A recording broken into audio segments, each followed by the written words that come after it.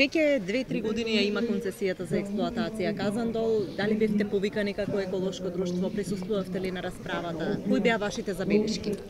Значи вака, еколошкото друштво Калинка активно се вклучи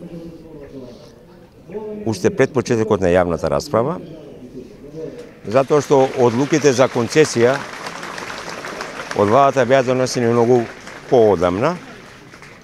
Меѓутоа, јавната расправа беше закажена за 30 март 2015 година. Ние како еколошко друштво се потрудивме да ја анимираме јавноста со покани и плакати до сите населени места.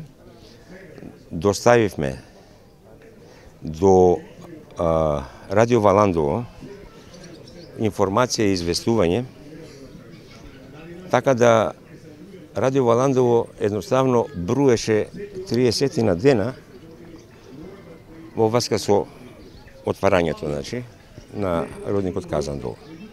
На јавната расправа се случи тоа што се случи, затоа имаме видеозаписи, имаме писмени записи и такви работи.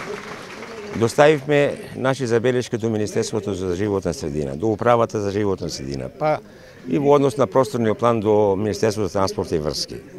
Меѓутоа, изгледа од сето тоа немаше ефект, а посебно се обративме до општината, до градоначалникот, до советот на општината и до пратеникот наш, значи од овој регион, со барање веднаш по јавната расправа да се произнесат за тоа, за можноста од отварање на овој рудник, а посебно како тоа би влијаело на здравјето и на животната средина на околината. Вие како еколошко друштво, кои се вашите конкретно замерки на целиот овој проект? Видете вака, значи и на јавната расправа тоа го кажавме, значи. Го кажавме тоа и на јавната расправа,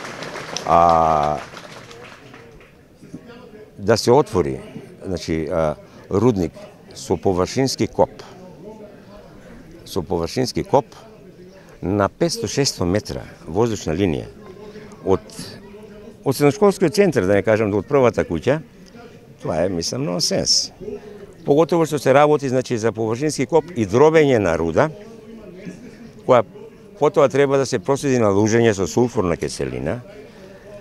Јас сум адвокат по струка и правник, меѓутоа ние исконсултиравме доста луѓе, повикани за оваа работа, значи од оваа бранша, па дури и поранешниот генерален директор на Борски басен, на рудникот Бор, и некои други еминентни луѓе, како и стручни луѓе кои се во движењето за екологија, мислам за водем.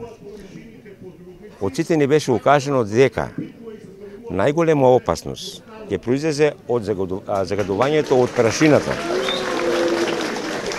Тоа би се одразило и на почвата, и на водата, и на воздухот, значи на подземните води. Тоа би било катастрофа за општина Валандово.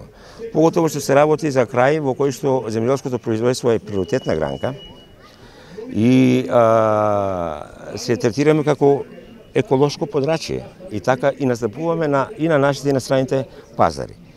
Само уште нешто да ви кажам. Ние дојдовме во една колизија со нашите собствени општински документи. Значи, општината има донесено локален еколошки план. Има за локален економски развој.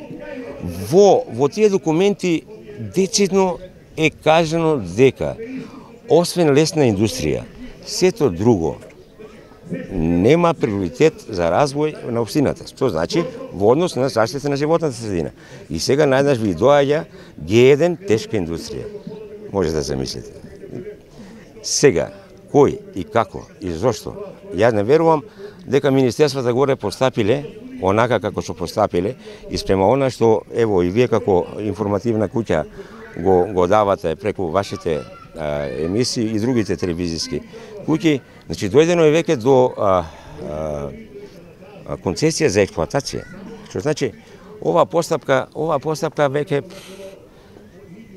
е до тој степен дојдена и граѓаните нормално се револтирани, меѓутоа очигледно е отсутство на транспарентност во целова постапка.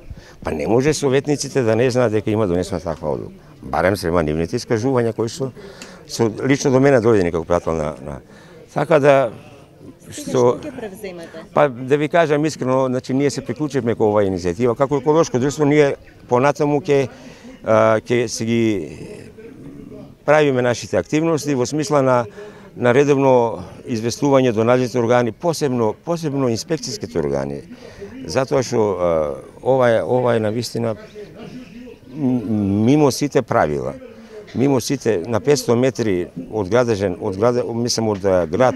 да се прави ова е, што да ви кажам. Ви благодарам многу.